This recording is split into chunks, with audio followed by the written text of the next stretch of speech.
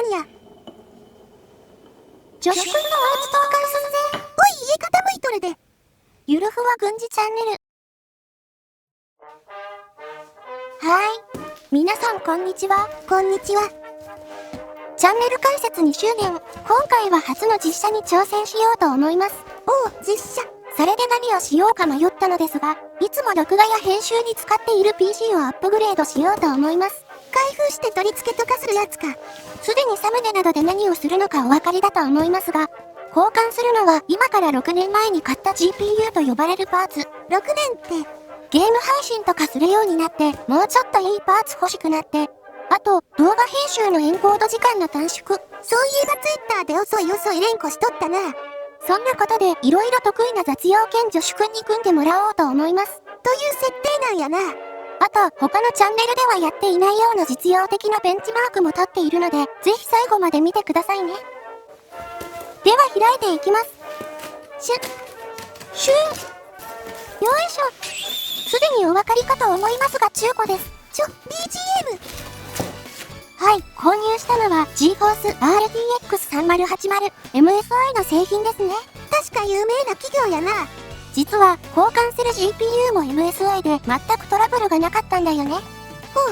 投稿とかしていると故障とか映像が撮れていてもノイズが入っていたとかは避けたいからね。にもかかわらず中古を買う東北ずんこ。それもあるけどね。信頼があるからいいんだよ。では中身を見ていきましょう。このバーは肥大化する GPU を支えるためのものですが、どのように使うのか最初わからなかったね。さすがに今更感がありますが、これが MSI の GeForce RTX 3080 Ventus 3X10GOC 3連ファンモデルやな。中古に見えないくらい綺麗なので丁寧に扱われていたみたいですね。ではこれを PC に取り付けていきましょう。その前に背面に繋がっているものを取り外します。というか雑用兼女子白衣着とるんか。これも話すと長いんだけど、2年前に買ったものだね。GPU に供給する電源ケーブルは取り付け済み。内部から探して表側に出しておきましょう。これもしゃもしゃや。画面中央についているのが6年間頑張ってくれた GPU だね。固定用のレバーを押して抜き取ります。すごく綺麗でしょ？おお、綺麗やな。1年に2回エアーダスターじゃなくてガチのエアーコンプレッサーでお掃除してるからね。過去の経験から特にファンが一番壊れやすくて、拭き取りだけでもついたホコリだけは取り除いた方がいいね。それが長持ちさせるポイントなんやな。取り付けは上から差し込むだけ。ねじねじして。これ落としたやろ。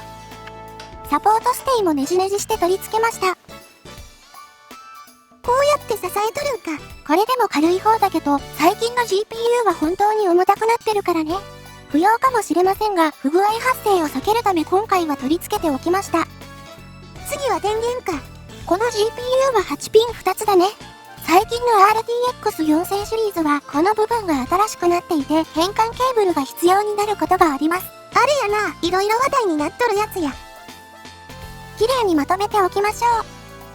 あと GPU ファンの寿命を伸ばすポイントとしては、別のファンを取り付けて GPU ファンの回転を抑える方法もあります。この下に置いとるやつか。排熱をケース内に拡散させるという理由もあるね。何でもできるのは自作 PC の面白いところだと助手は言っていましたよ。あとはサイドパネルをポイッと取り付けて。では行きます。電源を、ポイッと。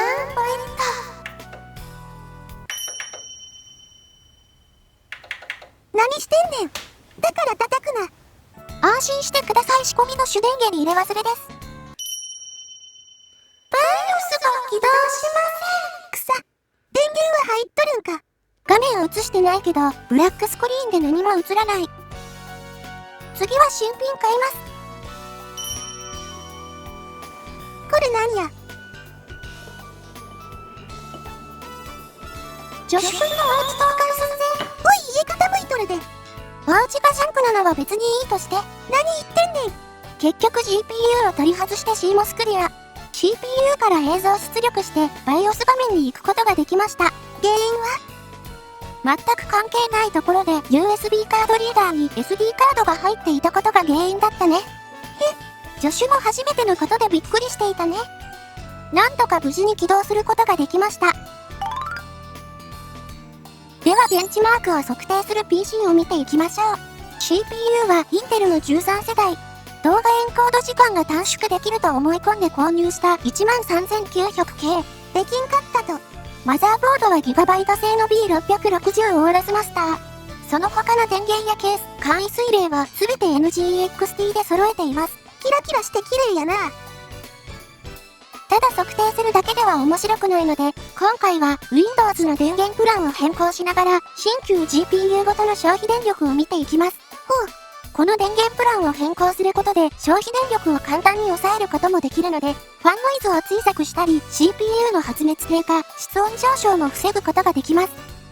ちなみに AMD Ryzen の CPU であれば、最大プロセッサの状態を 99% にすると、さらに省電力効果が期待できます。みんないろいろ試しながらやってみてな。そして MSI のアフターバーナーというソフトを使って GPU にパワーリミットをかけます。今回は 80% で見ていきます。終わったら、こちらのチェックをクリックして適用しましょう。こうすることで省電力になる以外も、ファンノイズを小さくするなどメリットがありますよ。まあ負荷かかると PC やかましいからな。起動時にこの設定を自動適用したい場合は、中央のアイコンをクリック。右上の数字をクリックして、さらにこちらのアイコンをクリックして光らせておきましょう。このアフターバーナーというソフトは、どのメーカーの GPU でも使えるので、ぜひダウンロードしてみてくださいね。ちなみに触るのは右側の項目だけで、左は基本的に触らないでください。ボルテージとかクロックって書かれとるところやな。では、いろいろモリモリの CPU と GPU で消費電力がどのくらいなのか見ていきます。まず、PC 起動後放置状態の消費電力ですね。緑が電源プランの省電力、赤っぽいのがデフォルトのバランス設定です。GPU をアップグレードしたことで 10W くらい増えとるな。性能が数倍違うからね。ただ、電源プランを変えても特に差は見られませんでした。続いてブラウジング中の消費電力。今回は YouTube を開きトップ画面をスクロールするという方法で測定しました。これもそれほど差はないな。確かに安定した時の消費電力に差はあまり見られなかったのですが、瞬間的に160から 180W まで跳ね上がることがあって、省電力モードだと若干抑えられるという印象はあったね。続いてこのチャンネルではおなじみのゲーム、スプロケット。まず WQHD の解像度。これは省電力プランで若干下がっとるな。と言ってもそこまで差は見られないね。続いて 4K 解像度ではどうなのか。今回 GPU を買ったもう一つの理由が、このスプロケットを 4K でプレイしたいということ。交換したことで 60fps 出るようになって、消費電力は 1.5 倍くらいになりました。しかし電源プランでそれほど差がない。続いてウオーサンダー。以前の GTX1060 では 4K 解像度で 60fps でなかったのですが、こちらも軽く 60fps 出るようになりました。というかスプロケットよりこっちの方が消費電力少ないやん。あのゲームはいろいろバグがあるからね。続いてオンラインゲーム FF14 最高画質設定でのベンチ。GTX1060 はフレームレートを 60fps に制限していたため正しく測定できていません。ガバガバやん。ただここに来てようやく省電力プランで差が見られました。50W 近く下がっとるんか。スコアを見ると2000ほど下がっているので相応の処理性能低下は出てくるかもしれません。これは FPS を見ながら決めた方がええな。最後に GPU を交換する最大の理由となったゆっくりムービーメーカー4の動画エンコード時間。CPU のソフトウェアエンコードと GPU を使ったハードウェアエンコードにかかる時間を見ていきましょう。4K 解像度の映像を含む動画から19分5秒のフル HD 解像度で出力した場合です。交換前は40分もかかっとるんか。では、世界が認める RTX3080 でエンコードした場合はどうなのか。逆に時間がかかるようになりました。何してんねん。笑った。普通に笑えるわ。出力設定はこんな感じ。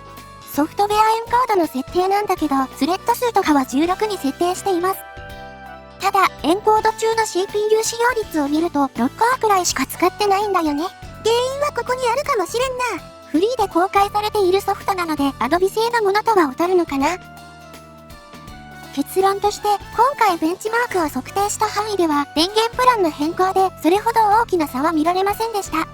4K 最高画質設定など消費電力が大きくなる場合に、省電力効果は確認できたので、皆さんの PC ではどうなのか確認してみてくださいね。また気になる温度については、FF14 ベンチ中に撮影したものと思うのですが、CPU 温度は40度台なので、高価な簡易水冷は購入する必要はないと思います。爆熱言われとったけどそんなことないんやな。あれは CPU 全コアに負荷がかかる特殊な状態だけだね。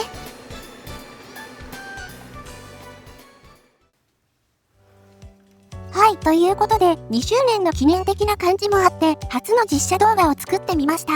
お楽しみいただけましたか？まあ、いつもよう似た感じのものばかりやからな。